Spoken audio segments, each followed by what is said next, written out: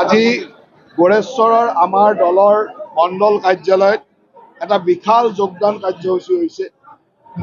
এক সহস্ৰাধিক 1000তকৈ বেছি এই অঞ্চলৰ ব্যক্তি আমাৰ দলৰ আদৰ্শৰ প্ৰতি সন্মান জনাই আমাৰ দলত যোগদান কৰিছে আৰু সকলো ভাষা ভাষী, সকলো ধৰ্মাৱলম্বী, সকলো সম্প্ৰদায়ৰ লোক আজি আমাৰ দললৈকে আহিছে।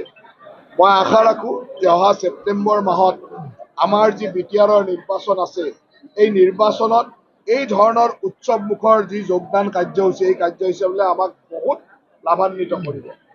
গোৰেশ্বৰ সমষ্টিটো এইবাৰ গোৰেশ্বৰ MCLA সমষ্টি আমি বিপুল ভোটত বিজয়ী হ'ব পাৰিম। আমাৰ কাৰ্যকৰ্তাসকল, আমাৰ মণ্ডলৰ কৰ্মকৰ্তা, আমাৰ বুথৰ কৰ্মকৰ্তাই খুব সুন্দৰভাৱে কাম কৰি আছে। তাৰ লগে লগে আপোনালোকে ইতিমধ্যে গম পাইছে যে অহা 9 তাৰিখে দুপৰীয়া সময়ত আমাৰ মুখ্যমন্ত্ৰী ডাঙৰীয়া গোৰেশ্বৰলৈ আহিব এখন কাৰ্যকৰ্তা সন্মিলন সম্বোধন কৰিবৰ কাৰণে, আৰু মই তাৰ প্ৰস্তুতিও চাই যাম। আৰু আজি এই প্ৰস্তুতি চাবলৈ আহোঁতে যি ধৰণে বিশাল যোগদান, 1000তকৈ বেছি লোকৰ যোগদানীয়ে সঁচাকৈ মোক উৎসাহিত কৰিছে।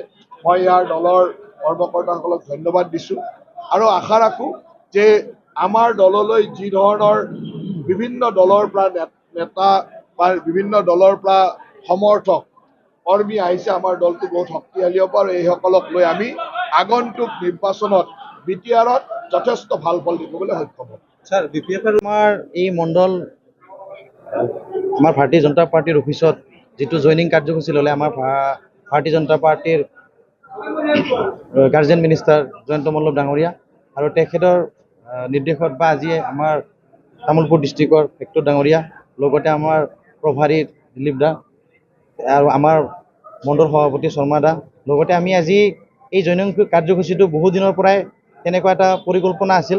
আমি আজি 6 তাৰিখে এটা সিদ্ধান্ত ল'লোঁ যে আমি ৰড শ্ব' কৰিম এটা, আৰু জইনিং ভালদৰে কৰিম বুলি ভাবিছিলোঁ, কাৰণ ভাৰতীয় জনতা পাৰ্টিত আজিলৈকে এনেকুৱা ৰড শ্ব' কৰি কোনো আমাৰ জইনিং কাৰ্যসূচী হোৱা নাই। আৰু তেনেকুৱা ক্ষেত্ৰত আজি আপোনালোকে যিহেতু মিডিয়াৰ থ্ৰুদি বহুত প্ৰচাৰ কৰিলে, তাৰ কাৰণে আপোনালোকক সকলো মিডিয়াক মই ধন্যবাদ জনাইছোঁ। কাৰণ আজি আপোনালোকে গমেই পাইছে যে অলপ আগতে আমাৰ গাৰ্জেন মিনিষ্টাৰ জয়ন্ত দা তেখেতে বহুত ধুনীয়া ধৰণৰ মানুহখিনিক সম্ভাষণ দিলে যে আমাৰ ভাৰতীয় জনতা পাৰ্টিত থাকি কিনে বা মাননীয় মুখ্যমন্ত্ৰী ডাক্তৰ হিমন্ত বিশ্ব শৰ্মা, আমাৰ ৰাজ্যিকৰ সভাপতি দিলীপ শইকীয়া ডাঙৰীয়া, তেখেতে আমাক এটাই কথা কৈছে যে ভাৰতীয় জনতা পাৰ্টিত BTCত যদি জয়যুক্ত কৰিব লাগিব, তেতিয়া আমাক সৈন্য সেনা বহুত লাগিব। আমি আগৰ পৰাই কৈ আছোঁ যে আজি মোৰ জইনিং কৰা 4 টাইম হ'ল। এই 4 টাইম জইনিঙত আজি 800 জইনিং কৰাছোঁ আমি। 800 আমাৰ দেহাছাৰ ভাইটি 300, তেনেকুৱা ক্ষেত্ৰত আমি 1100 জইনিং কৰাছোঁ ভাৰতীয় জনতা পাৰ্টিত। তেনেকুৱা পৰিৱেশত আপোনালোকে গমেই পায় কিমান আনন্দ, কিমান ফূৰ্তি, যিহেতু আমি 20 বছৰ গোৰেশ্বৰ সমষ্টিটো হাৰি আছোঁ। তেনেকুৱা ক্ষেত্ৰত আজি আমি জয় হোৱাৰ পথত যাই আছোঁ। সেইকাৰণে নিজকে এজন ভাৰতীয় জনতা পাৰ্টিৰ কাৰ্যকৰ্তা হিচাপে মই নিজকে উৎফুল্লিত হৈছোঁ। আৰু যিহেতু আমাৰ সঞ্জীৱ দা, আমাৰ BPFৰ প্ৰাক্তন চেয়াৰমেন, আৰু আজি আমাৰ মনোজ দা UPPৰ ভাইচ চেয়াৰমেন, তেখেতে জইনিং কৰিছে। গতিকে আমি এজন দক্ষ নেতা পাইছোঁ, আৰু সেই নেতাক লৈ আমি ভাৰতীয় জনতা পাৰ্টিত বহুতো কাম কৰিবলগীয়া আছে। কাৰণ ভাৰতীয় জনতা পাৰ্টিত কৰিবলগীয়া থকাৰ কাৰণে আজি বহুত মানে UPPL বা BPFLক মানুহে বহুত বেয়া পাইছে। সেইকাৰণে আজি 1100 মানুহ এই গোৰেশ্বৰ মণ্ডল অফিচত জইনিং কৰাৰ কাৰণে আহিছে। কাৰণ ইমান গৰম, এই গৰমতো নেওচি আপোনালোকে গমেই পায় যে এই গৰমত কোনো মানুহ হাজিৰা দিলেও নাহে।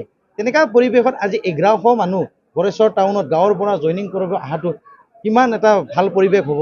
গতিকে আমাৰ যিহেতু যি আদৰ্শক ভাল পাই কিনে সিহঁতে জইনিং কৰিব আছে। হয়, আজি আমাৰ 30 নং গোৰেশ্বৰ পৰিষদীয় সমষ্টিৰ আমাৰ গোৰেশ্বৰ মণ্ডলৰ কাৰ্যালয়ত এটি জইনিং কাৰ্যসূচী আছিলে।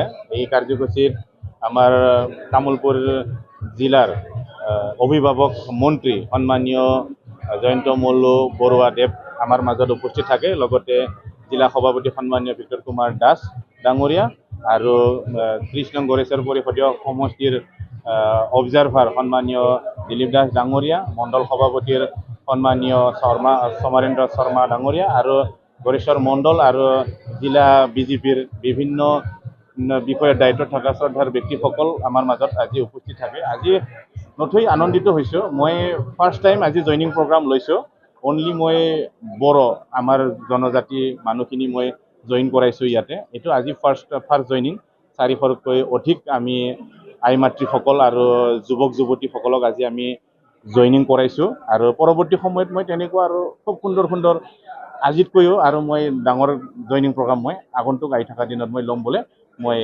সাজু হৈছোঁ।